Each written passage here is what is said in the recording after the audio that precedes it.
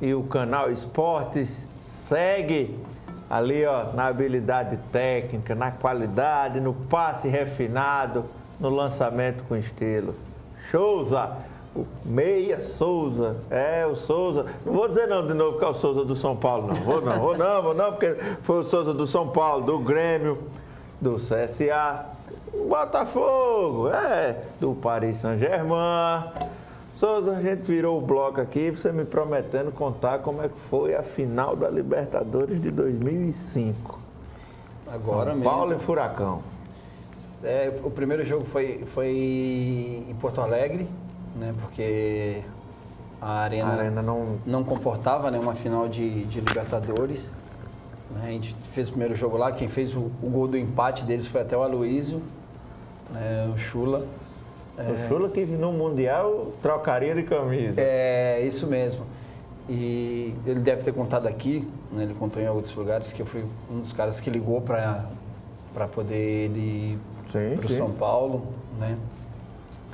E o primeiro jogo 0x0, e aí quando foi 1x1, né? E quando foi pro Morumbi, aí Morumbi aquela época ali, meu irmão.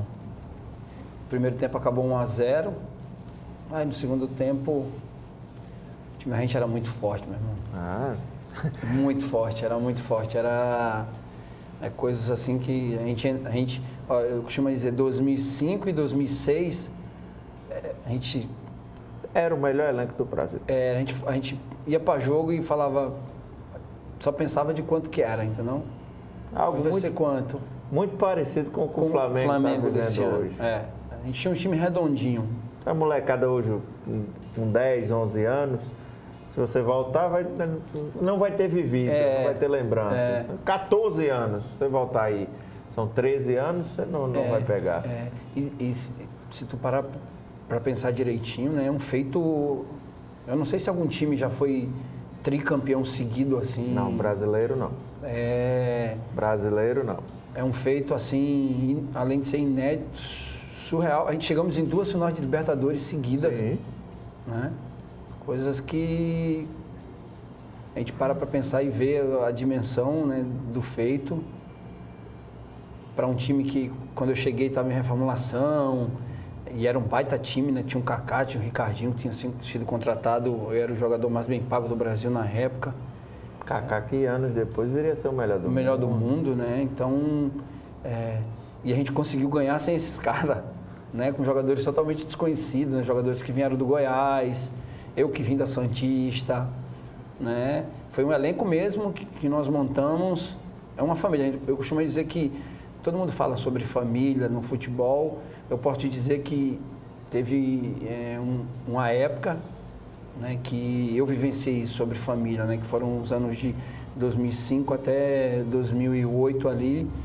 O time era uma família de verdade, cara. A gente se ajudava, era só... Claro que o momento do clube também favorecia, né? Porque quando a gente ganha, a gente só costuma ver as coisas boas, né?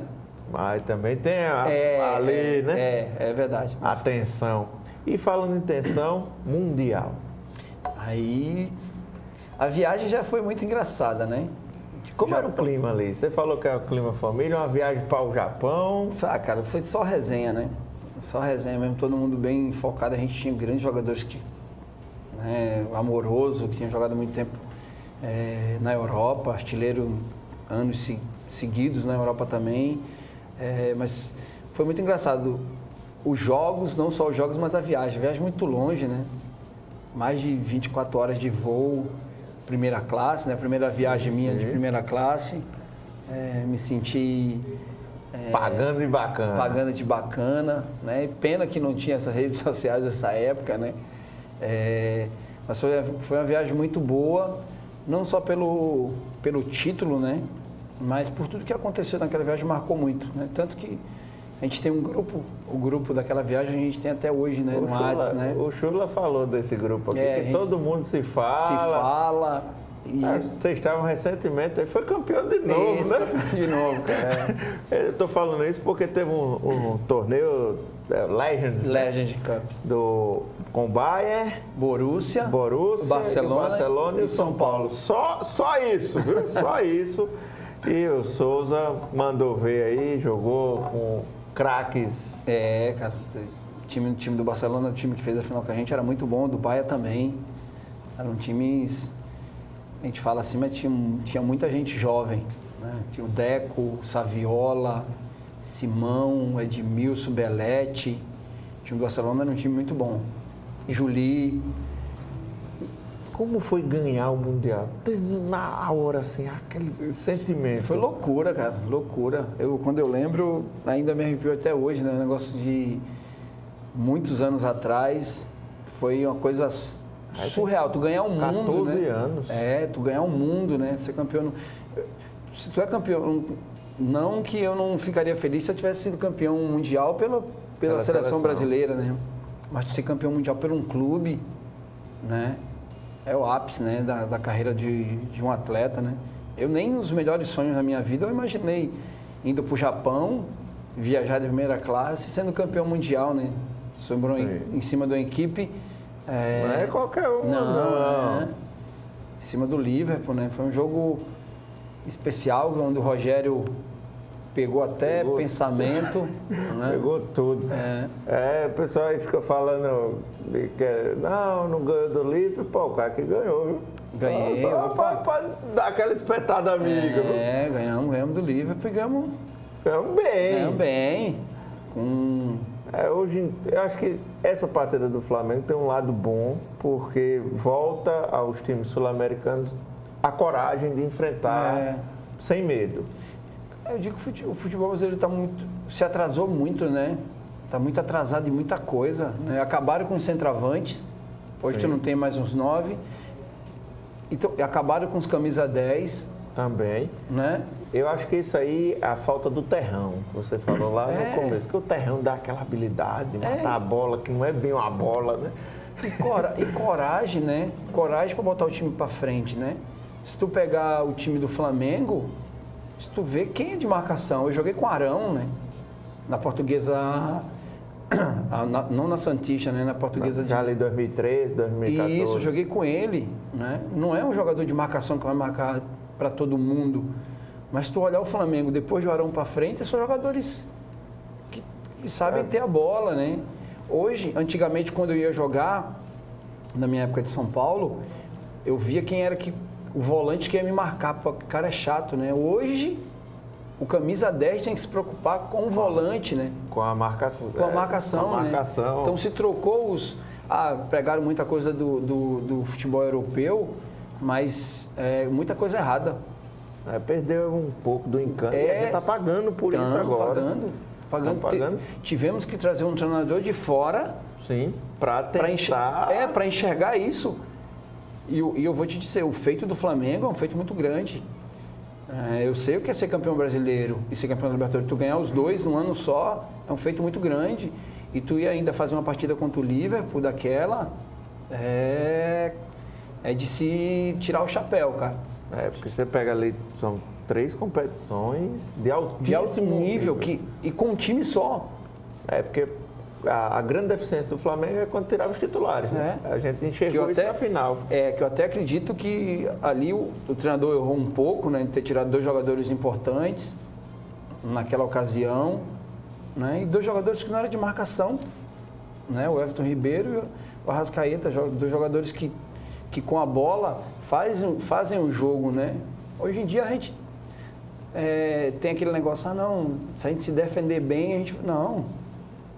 O Brasil em si, ele foi sempre respeitado por atacar bem, ter grandes atacantes, grandes camisa 10. Hoje a gente tem na seleção brasileira, infelizmente, 2 jogadores que os europeus têm medo, né? Sim. Que é o Neymar e o Coutinho, né? Dois jogadores acima da média. Os outros jogadores...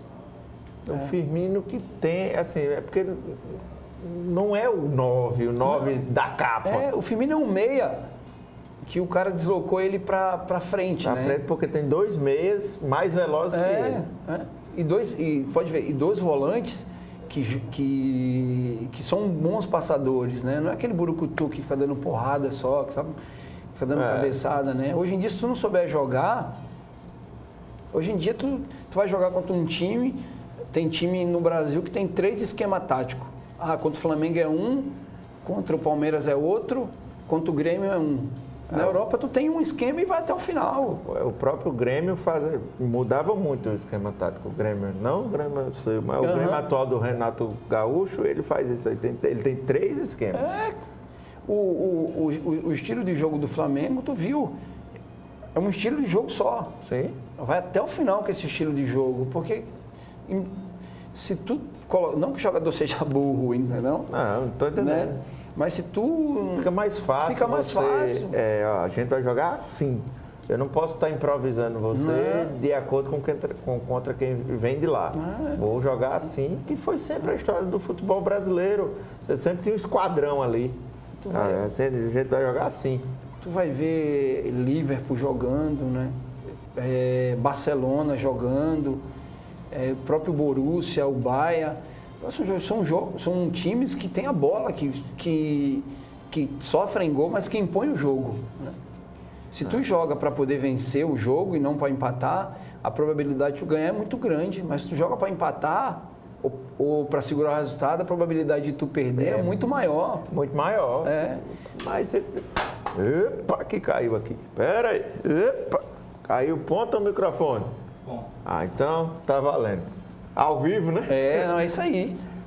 São Paulo, eu tenho que falar porque o São Paulo era uma seleção. E aí eu vou perguntar, e a seleção? Para mim, Você foi um dos muitos injustiçados na história da seleção brasileira. Eu acho que sim, viu? Vou logo dizer, eu acho que sim. E ele vai explicar o porquê. Eu falava demais. Na época eu falava... Na verdade é aquele negócio, né? Quando tu é sincero e tu fala a verdade, às vezes... E assim, jamais eu ia ser convocado para mudar meu jeito de ser, entendeu? Sim. Em 2006, o São Paulo recebeu uma ligação da CBF dizendo que... Estava na mira ali. Não, que eu ia ser convocado e aí São Paulo pediu dispensa. São Paulo pediu dispensa porque eu estava jogando a Libertadores e era um jogador super importante e o São Paulo pediu a minha dispensa E quem me contou isso foi o Milton Cruz e eu encontrei o Jorginho também, que era auxiliar do Dunga na época. Mas durante muito tempo eu não fui porque eu falava mesmo, né? Teve um dia até, eu vi um vídeo esses dias aí, o Chulapa, né? Acabou um jogo contra o Goiás e a gente estava um monte de pontos na frente do Inter. E com empate no Morumbi a gente era campeão. E aí vieram me perguntar depois do jogo e eu falei, não, já é campeão. Eu gosto assim. 70 mil pessoas dentro da minha casa.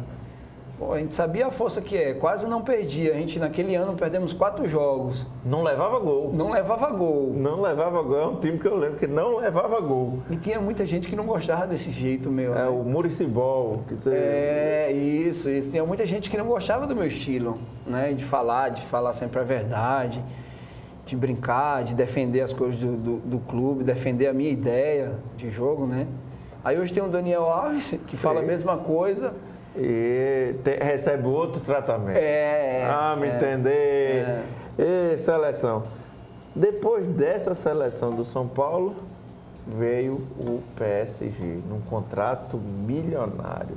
Conta pra gente essa história, o que foi que aconteceu, como é que você foi bater em Paris, homem? Pai, eu estava em São Paulo e no começo de 2008 ali eu estava fazendo gol todos os jogos, né? E aí chegou essa proposta, né? O Milton chegou um dia lá e falou, o PSG te quer, mas o Juvenal não quer te liberar. E aí eu fui conversar com o Juvenal, falei, seu Juvenal, é um sonho meu, jogar na Europa. Só que o São Paulo tinha feito um contrato com meu ex-empresário que eu não sabia os termos do contrato na época, né?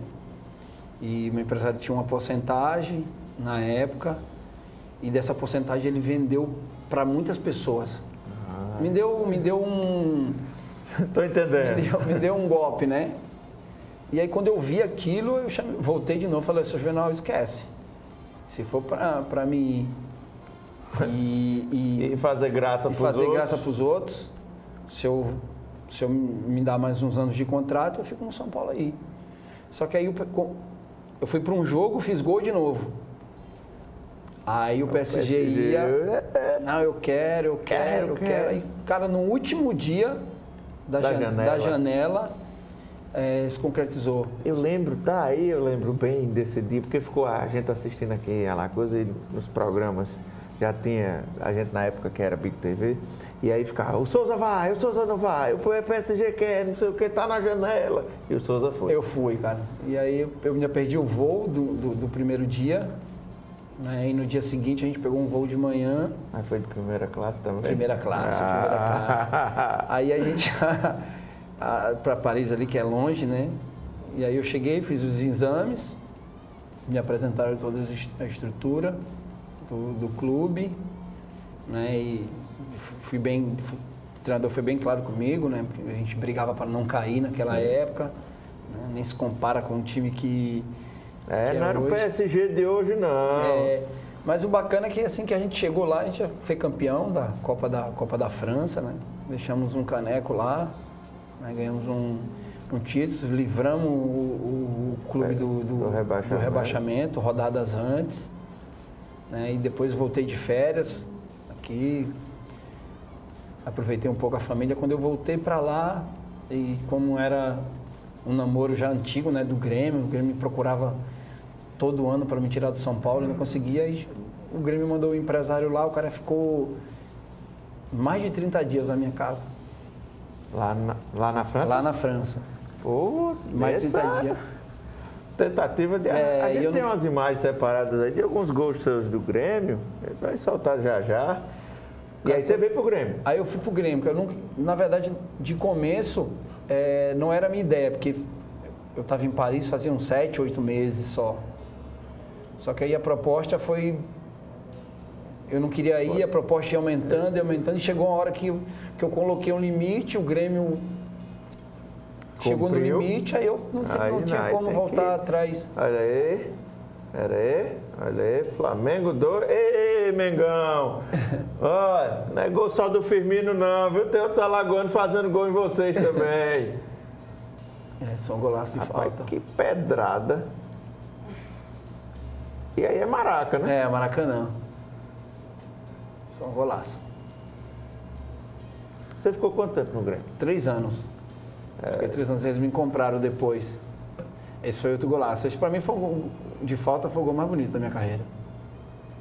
Pai, a bola pegou uma curva aí. Perdoem as imagens, que elas estão um pouquinho granuladas, mas... Esse foi um golaço. E tava perdendo, né? Tava perdendo. Esse jogo eu fiz 2 gols, 2 gols foi meu. Porto Alegre. Friozinho? Frio, sofri um pouquinho. Aí eu acho que a minha ida para Paris foi uma adaptação para ir para Porto Alegre depois. Olha aí. Golaço. Aí você termina a carreira no Grêmio, já estava com 30, né? Isso. Aí começa aquela fase do jogador, que é uma fase... 30 todo mundo, a galera fala que 30 é o auge. E se tu me perguntar, o melhor ano da minha carreira foi individualmente, foi esse ano, foi 2009. Fiz quase 30 gols no ano. Foi bastante gol. E sendo um jogador importante, esse ano foi artilheiro da Libertadores. Você já vai juntando experiência, técnica você tem de sobra. A gente vai maturidade.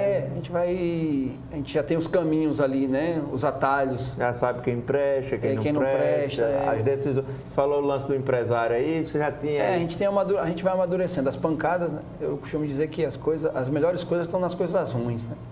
A gente acaba aprendendo, né? A gente vai aprendendo. Então eu aprendi bastante. Em 2009 foi, na minha carreira, individualmente, foi o melhor ano da minha carreira. Era jogo que o torcedor ia e sabia que eu ia... Esse ano foi o ano do Grêmio vice... Foi. Quando o Grêmio perdeu por Boca. O vice foi em 2008. 2008. Mas você já estava no Grêmio? Já estava no Grêmio, já estava no Grêmio. O Grêmio tinha me pegado um empréstimo meu do Paris Saint-Germain. Mas chegou naquela final da Libertadores? Ou Não, cheguei não. Cheguei depois. Fui até uma semi contra o Cruzeiro. O Cruzeiro. Onde a gente perdeu 3-1 e em casa foi 2-2. Eu fiz gol nos 2 jogos. Fiz um de falta. Tô ligado, essa parte eu lembro. E aí, do Grêmio, você foi para... Do Grêmio eu fui pro Fluminense. E aí... Fui pro Fluminense. O retorno ao futebol carioca. O futebol carioca você...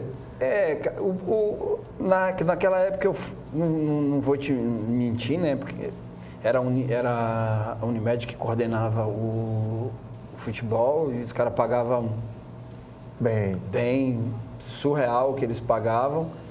E aí o Grêmio, eu acho que tinha uma dívida com o Fluminense, eu fui por essa dívida. Eu cheguei a ser campeão brasileiro pelo Fluminense, campeão carioca também. E eu tinha 1 ano de contrato, ainda não estava jogando. Eu estava na reserva do Fluminense na época e o Cruzeiro me fez a proposta. O Cruzeiro também estava passando por um ano de dificuldade já aquele ano, brigando para não cair. A gente se salvou, né, daquele ano. Mas assim, me admirou muito ver o Cruzeiro nessa situação que passou esse ano, cara. Eu não posso falar algumas coisas, mas assim, eu tenho a ideia, pela vivência que eu tenho e as pessoas que eu conheci no decorrer desses anos aí, o que é que aconteceu para chegar naquele fato. Mas infelizmente, como eu não tenho 100% de certeza, eu não posso... Mas a experiência lhe mostra alguns caminhos ali que foram tomados por diretoria, por elenco, por técnicos. Eu vou te dizer, uma coisa eu posso ser sincero, né? A maioria foi mais pelo elenco do que por outra coisa. Eu sei disso. O Rogério, aí a gente volta para aquela conversa do primeiro bloco. Não assistiu o primeiro bloco, não está chegando agora, vai lá no YouTube, pega o primeiro bloco, assiste. É aula, que hoje é aula de futebol. Eu vou sair fazendo daqui hoje os 2 picadinhos, porque tô aprendendo, viu? Tô aprendendo. O Rogério, lá atrás, você fala muito bem do Rogério, o Rogério olhou e disse, com esse elenco aí, os caras não querem jogar, não. Tem alguma coisa errada, tem uns medalhões aí, não está funcionando. É difícil, cara, é difícil. Quando eu digo para todo mundo assim, né? Quando o jogador quer fazer papel de treinador, o cara tem que estar na profissão errada, né? Atleta, se o cara, ele é pago para jogar bola, né? Ele começa, se o treinador te pede a tua opinião, beleza. Mas se ele não pediu, tu querer impor tua opinião, e tu querer impor porque tu é fulano, é ciclano, ou porque tu tem um nome ou não tem, tu querer se impor... Não sei dizer. Ao vivo? Ao vivo. Tu querer impor o teu jeito, e deu no que deu, né? O Rogério, quando ele volta para o Fortaleza está pior do que o Cruzeiro. E o Rogério volta e coloca o Fortaleza na Sul-Americana e o Cruzeiro rebaixado. Eu tive aqui no jogo contra o Cruzeiro, cara, e aí um cara que é muito meu amigo da época do Cruzeiro, né, o Beneci, falou que todo mundo, que a diretoria estava muito feliz com ele, com o jeito dele. E aí eu falei que o seu Beneci é um cara honesto, vai crescer muito. E dias depois...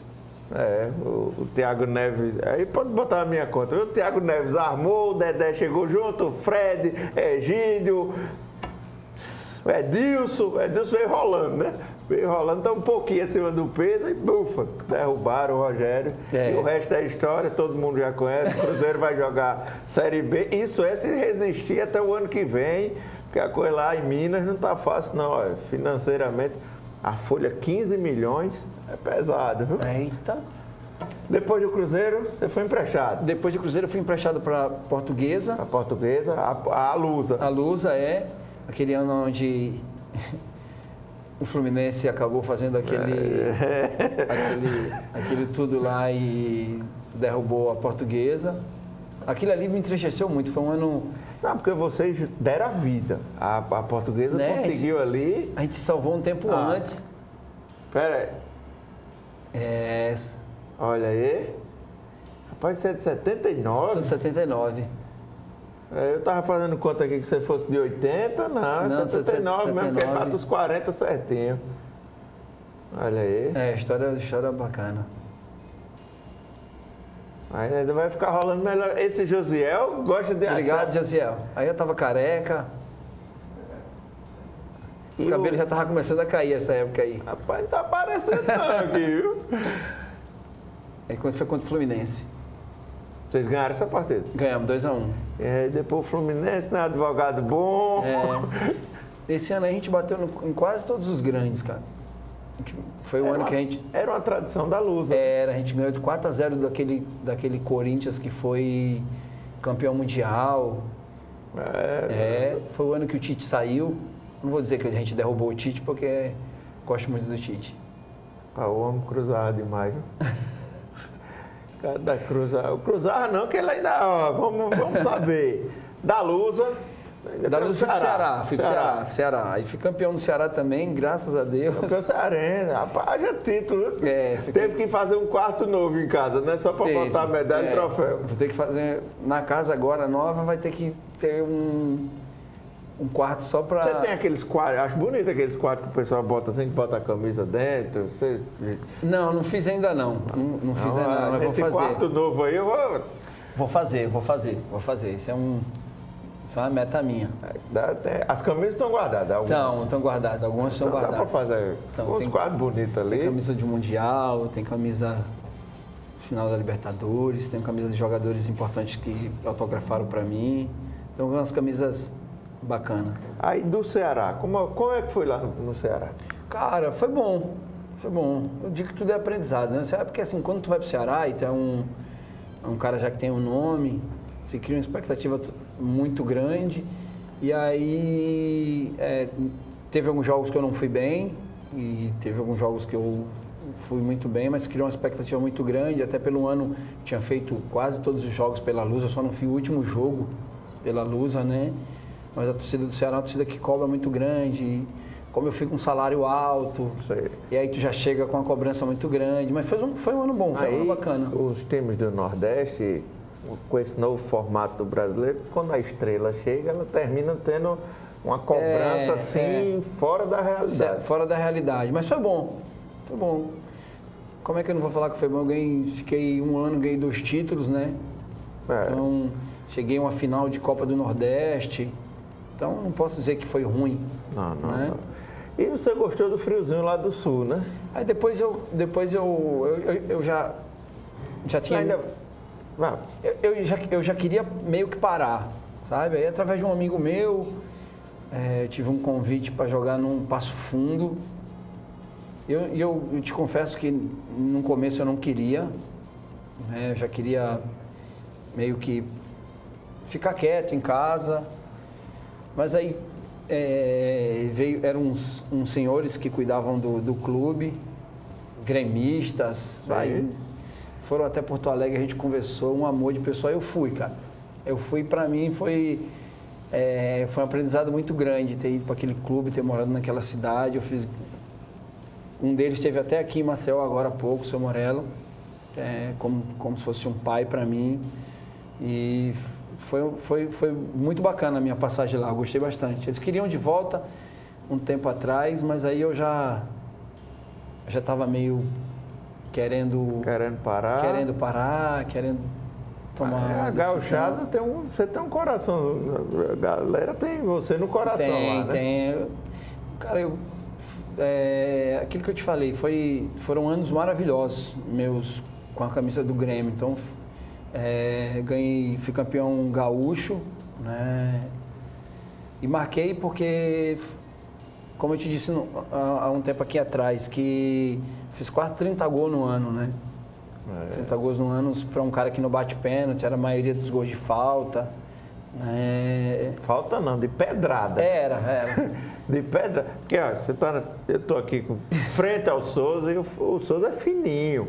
Não é o Lima do Bahia, não, que era uma bomba assim, ó. Não, o Roberto Carlos, não. E o cara, onde é que você bota tanta força, meu amigo? Cara, é a vivência eu digo muito, né? Que foi ali os campos da beira da lagoa que me deu essa base, as brincadeiras que eu tinha, tipo, porque a gente tem muito... Você sabe onde pegar na bola. Isso, é jeito, né? É muito mais jeito que força. Depois do Passo Fundo, tivemos... Fiquei 2 anos no Brasiliense. Ah, pronto, aquela hora eu ia pular o Brasiliense. Você voltou para o sul, depois veio para ali. Fui para o Brasiliense. Climazinho seco. Clima seco, mais parecido com o Nordeste. Né? Aí fui campeão no primeiro ano, campeão candango, que eles falam lá, né? Campeão de Brasília. Aí faziam 4 anos que não era campeão também. Fui para... Aí o ano seguinte a gente foi vice-campeão do candango também. Aí voltei para minha cidade e aí eu falei, agora... Parei. Mas ninguém quer que você pare, não, o CSA veio atrás, ainda no segundo ano. Aí eu tinha esse sonho, né? De encerrar minha carreira no CSA. E aí briguei com eles lá para poder vir, acabei me prejudicando, não deu certo. Mas tem gente, tem mais... Parou, não vai parar. Então, cara... Você ainda foi pro Bagé? Fui pro Bagé. Bagé lá no Rio Grande, viu? Isso, fiquei um tempo lá, mas aí não tava do jeito que... Prometer. Isso, aí eu acabei voltando para casa.